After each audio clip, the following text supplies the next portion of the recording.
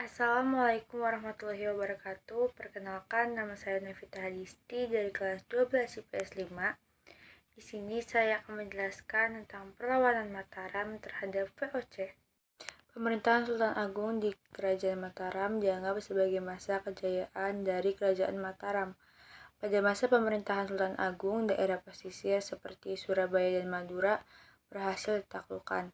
Pada kurun waktu 1613 sampai 1645, wilayah kekuasaan Mataram Islam meliputi Jawa Tengah, Jawa Timur, dan sebagian Jawa Barat. Kehadiran Sultan Agung sebagai penguasa tertinggi membawa kejayaan Mataram Islam kepada peradaban kebudayaan pada tingkat yang lebih tinggi. Sultan Agung memiliki berbagai keahlian baik dalam bidang militer, politik, ekonomi, sosial, dan budaya yang menjadikan peradaban kerajaan Mataram pada tingkat yang lebih tinggi. Sultan Agung memiliki cita-cita di antaranya 1. Mempersatukan seluruh tanah Jawa. 2. Mengusir kekuasaan asing dari bumi Nusantara. Datangnya VOC ke Pulau Jawa sangat mengancam keberadaan Mataram. Apalagi tindakan-tindakan VOC yang memaksa kehendak untuk melakukan monopoli perdagangan yang membuat kemarahan Sultan Agung semakin memuncak. Kebijakan monopoli perdagangan VOC sangat meresahkan pribumi. Oleh karena itulah, Sultan Agung merencanakan penyerangan ke Batavia sebagai basis dari VOC.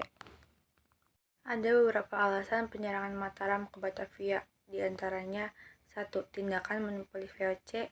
2. VOC sering menghalangi kapal-kapal Mataram yang akan berdagang ke Malaka. 3. VOC menolak mengakui kedaulatan kerajaan Mataram. 4. Keberadaan VOC dianggap mengancam masa depan Pulau Jawa.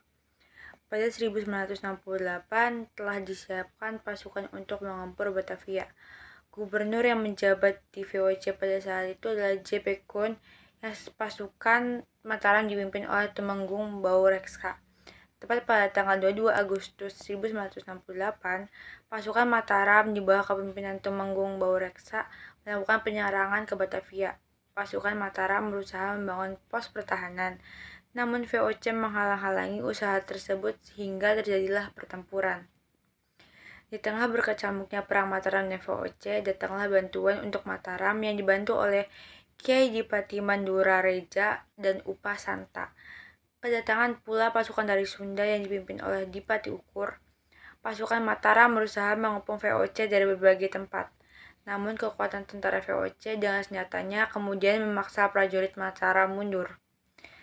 Tumenggung Baureksa gugur dalam pertempuran ini.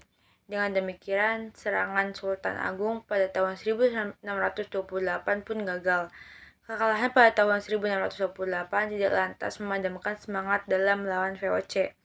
Ia segera mempersiapkan serangan kedua. Belajar dari kegagalan serangan pertama, Sultan Agung membuat siasat, yaitu dengan membuat lumbung-lumbung beras yang difungsikan sebagai persediaan makanan di daerah Tegal dan Cirebon. Pada tahun 1629, pasukan Mataram diberangkatkan untuk menyerang VOC di Batavia yang dipimpin oleh Tumenggung Singaranu, Kiai Dipati Jumina, dan Dipati Purbaya. Informasi mengenai persiapan penyerangan Mataram ternyata diketahui oleh VOC. Praktis, VOC mengirim kapal-kapal perang guna menghancurkan lumbung-lumbung beras milik Mataram. Di Tegal, VOC berhasil menghancurkan 200 kapal Mataram, 400 rumah penduduk, dan sebuah lumbung beras. Pasukan Mataram kemudian mundur. Dengan kekuatan yang ada, pasukan Mataram berusaha mengepung Batavia. Pasukan Mataram mampu menghancurkan benteng Hollandia. Selanjutnya, pasukan Mataram mengepung benteng Bemel, namun gagal menghancurkan benteng tersebut. Ketika mengepung benteng Bemel, pasukan Mataram mendengar bahwa J.P. Koon meninggal. Peristiwa ini kemudian menyulut semangat pejuang Mataram. Peristiwa ini terjadi pada 21 September 1629. Keadaan tersebut semakin mendesak VOC untuk meningkatkan kekuatannya. Dengan mengandalkan persenjataan yang lebih lengkap, akhirnya VOC mampu membalikan keadaan. Dengan demikian, serangan Sultan Agung yang kedua gagal. Perlawanan Sultan Agung memang mengalami kegagalan, namun semangat dan cita-citanya untuk melawan dominasi asing di wilayah Nusantara menyulut semangat para pengikutnya. Sayangnya, semangat Sultan Agung dalam melawan VOC tidak diwarisi oleh raja-raja penggantinya. Setelah Sultan Agung yang meninggal pada tahun 1645, Mataram menjadi semakin lemah dan akhirnya mampu mengendalikan oleh VOC.